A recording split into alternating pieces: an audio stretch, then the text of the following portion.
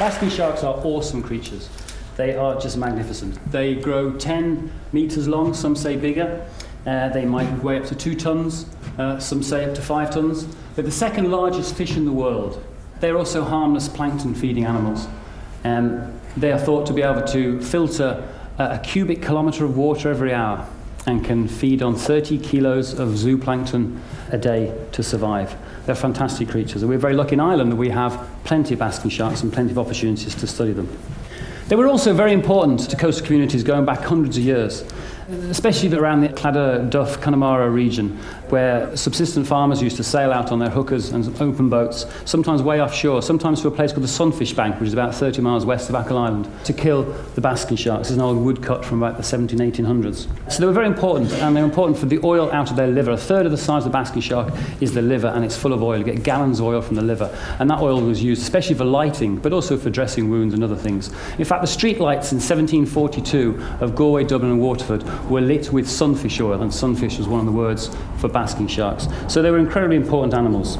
They've been around a long time and been very important to coastal communities. Probably the best documented basking shark fishery in the world is that from Achill Island. This is Keene Bay up in Achill Island. And sharks used to come into the bay, and the fishermen would tie a net off the headland, string it out, an old manila net, and as a shark came round, it would hit the net would collapse on it. It would often drown and suffocate, or at times they would row out in their small currachs and kill it with a lance through the back of the neck. And then they'd tow the sharks back to Pertine Harbour, boil them up, use the oil. They also use the flesh as well for fertilizer, and also would fin the sharks. This is probably the biggest threat to sharks worldwide, is the finning of sharks.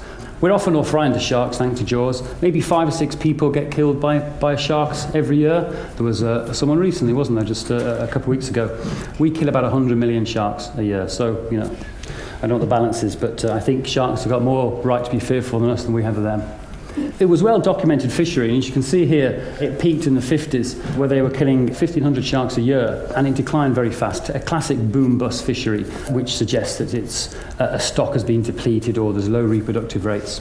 And they killed about 12,000 sharks in this period, literally just by stringing a manila rope off the tip of Keene Bay up in Achill Island.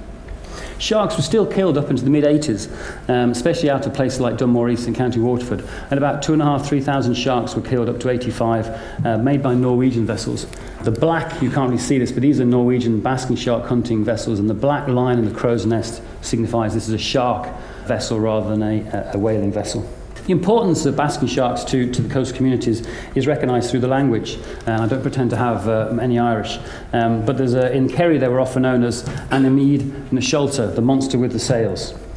And another title would be Lopa Andor Lapa, the unwieldy beast with 2 fins. Leave on Moor, suggesting a big animal, or my favourite, Levon Corgrania, the great fish of the sun. I think that's a lovely evocative name. On Tory Island, which is a strange place anyway, they were known as Muldoons, and no one seems to know why. There's no one from Tory here, lovely place.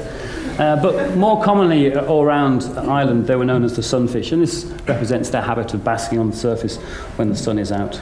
There's great concern that basking sharks are depleted all throughout the world. Some people say it's not population decline, it might be a change in the distribution of plankton, and it's been suggested that basking sharks would make fantastic indicators of climate change because they're basically continuous plankton recorders swimming around with their mouth opened. They're now listed as vulnerable under the IUCN. There's all sorts of moves in Europe to try and stop catching them. There's now a ban on catching them and even landing ones that are caught accidentally. They're not protected in Ireland. In fact, they have no legislative status in Ireland whatsoever, despite our importance for the species and also the historical context with which basking sharks reside. We know very little about them. And most of what we do know is based on their habit of coming to the surface, and we try and guess what they're doing from the behaviour on the surface. I only found out, in fact, last year at a conference in the Isle of Man, just how unusual it is to live somewhere where basking sharks regularly, frequently and predictably come to the surface to bask. And it's a fantastic opportunity for us in Ireland to see them and experience basking sharks, and they are awesome creatures. But it gives us a fantastic opportunity to actually study them, to get access to them. So what we've been doing a couple of years, but last year was a big year, is we started tagging sharks so we could try and get some idea of sight fidelity and movements and things like that. So we concentrated mainly in North Donegal and West Kerry as the two areas where I was mainly active. And we tagged them, very simply, not very high tech, with a big long pole. This is a beach caster rod with a tag on the end. Go up in your boat and tag the shark. And we were very effective. We tagged 105 sharks last summer. We got 50 in 3 days off Inishowen Peninsula. Half the challenge is to get access, is to be in the right place at the right time. But it's a very simple and easy technique. I'll show you what they look like. We use a pole camera on the boat to actually film the shark. One is to try and work out the gender of the shark. We also deployed a couple of satellite tags, so we did use high-tech stuff as well. These are archival tags, so what they do is they store the data. A satellite tag only works when the area is clear of the water and can send a signal to the satellite. And of course, sharks, fish, are underwater most of the time. So this tag actually works out the location of the shark depending on the timing, the setting of the sun, plus water temperature and depth. And you have to kind of reconstruct the path. What happens is that you set the tag to detach from the shark after a fixed period. In this case was 8 months, and literally to the day the tag popped off, drifted up, said hello to the satellite and sent not all the data but enough data for us to use. And this is the only way of really working out the behaviour and the movements when they're underwater. And here's a couple of maps that we've done. That one, you can see that we tagged them both off Kerry, and basically it spent all its time, the last 8 months, in Irish waters. Christmas Day it was out on the shelf edge, and here's one that we haven't ground truthed it yet with sea surface temperature and water depth, but again the second shark kind of spent most of its time in and around the Irish Sea. Colleagues from the Isle of Man last year actually tagged one shark, went from the Isle of Man all the way out to Nova Scotia in about 90 days. That's 9,500 kilometres. We never thought that happened. Another colleague in the States tagged about 20 sharks off Massachusetts, and his tags didn't really work. All he knows is he knows where he tagged them and he knows where they popped off, and his tags popped off in the Caribbean and even in Brazil. And we thought that basking sharks were temperate animals and only lived in sort of our latitudes, but in actual fact they're obviously crossing the equator as well. So very simple things like that we're still up trying to learn on basking sharks.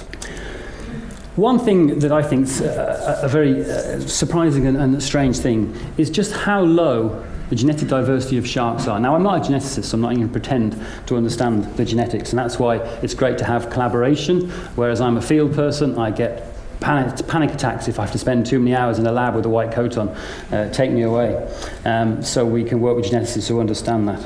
So when they look at the genetics of basking sharks, they found that the diversity was incredibly low. And if you look at the first line, really, you can see that all these different shark species are all quite similar. I think this means basically they're all sharks and they've come from a common ancestry. But if you look at nucleotide diversity, which is more the genetics that are passed on through the parents, you can see that basking sharks, if you look at the first study, was order of magnitude less diversity than other shark species. And you can see this work was only done in 2006. Before 2006, we had no idea of the genetic variability of basking sharks. We had no idea, did they distinguish into different populations, were there subpopulations? And of course, that's very important if you want to know what the population size is and